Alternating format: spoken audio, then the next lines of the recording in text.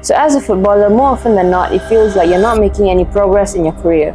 Despite going to the gym and breaking your body and maybe even doing more than everyone else, it somehow feels like everybody around you is doing better in their careers and you're the only one that's stuck and your career has plateaued. And if you've ever felt this way, then you're definitely not alone, because I've been there myself. So there are 3 things that I've started doing that has helped me improve as a footballer, see much growth in my game, and also prevent injuries that I have been picking up in the past. And make sure you stick until the end of the video if you're actually serious about improving in your game. So the first way to improve your game, grow as a footballer, and prevent injuries is to ask yourself, how do I screw up my football career? And now don't click off the video because you think I'm crazy, because that is the question that you want to ask yourself. And if you do ask yourself that question, the answer to that would probably be to not eat right, to not train consistently, to be lazy, to not have quality in your training. And the reason why this is important is because as humans, it's always easier for us to find problems instead of finding solutions. Even as footballers, we always tend to say that we don't have the right gear, we don't have access to scouts, we don't have access to academies, we don't have proper coaches, blah blah blah. We always tend to look for excuses, we always tend to look for problems that we have, but we never look at the solutions that we have. So the easiest way to find a solution is to list down all the problems that you have, and it's to invert those problems and find the solutions to them. And most of the time we are told to not complain, but actually those complaints can come in handy if you know what to do with them.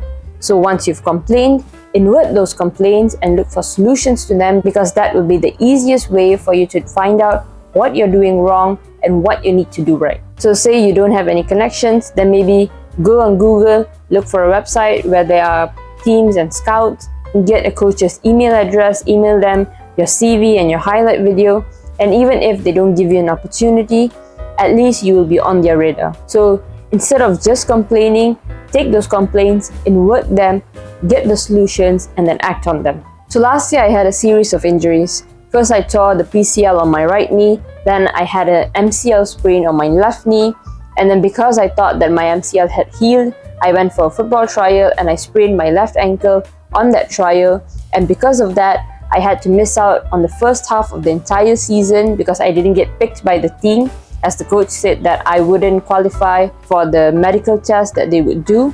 So I had to sit out and I couldn't play, and it was all because I was too eager to get back on the field and I wasn't actually giving the MCL the proper rest that it needed, and I was just doing too much of work, too much of rehab, and everything just went downhill from there. And yes, dare I say too much work, because I was just too eager to get back on the field.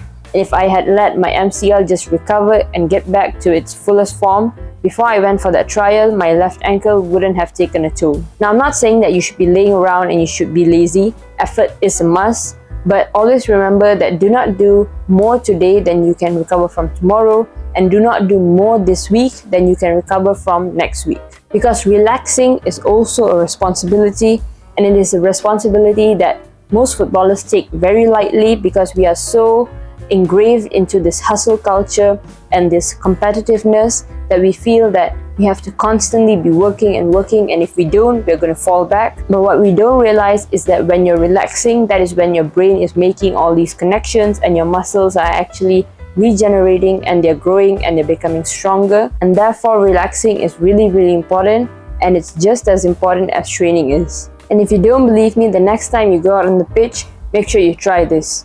If you're struggling with a certain drill, say you're doing a dribbling drill or you're doing a shooting drill and your shots are going all over the place, take a break. Take a 1-minute break, sit down, go drink water, and then come back to the drill and do it again. More often than not, you will find that the drill is so much easier this time, and all your shots are actually going where you intend them to go. And this is because you have given your body that minor break that it needed, instead of just pushing and pushing through without actually thinking about what you're doing. So when you give yourself a break, your brain is relaxed, and the moment you come back, you're able to think about the shot that you're taking, you're able to think about the dribbling that you're doing, and therefore you're able to do it with more accuracy. And if you want to learn how to improve your accuracy really quickly, then check out this video right here, where I give you one tip on what you can do to improve your accuracy right away. Now, somewhere 2 years ago, I learned about two people named Kobe Bryant and David Goggins.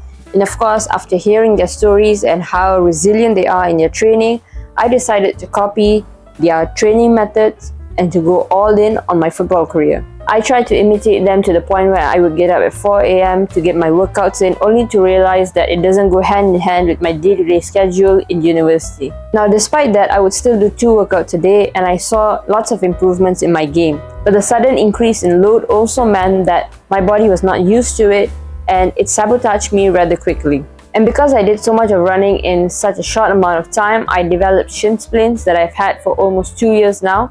And even till this day, I still have to roll my Achilles and calves after games, otherwise they get all flat up and I just cannot perform in training the following day. Now again, I'm not saying that you should not be working hard, but always remember that too much of effort can also sabotage your performance. Always ease into the load instead of going all in and having yourself crumble because your body isn't adjusted to the load yet. Instead of being brutal about it, think of it like a spectrum.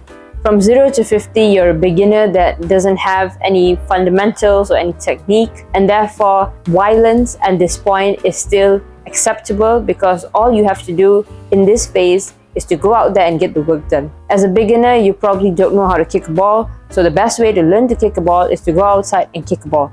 It is to do the passing, it is to do the dribbling, to do the running, to do the sprints, to go to the gym and actually do the work. Once you hit 50 to 80 is more of a technique kind of phase. This is where you have the basics, but maybe your shot accuracy is only a 5 out of 10. Your passing accuracy is a 4 out of 10. So now you focus on technique, you focus on accuracy.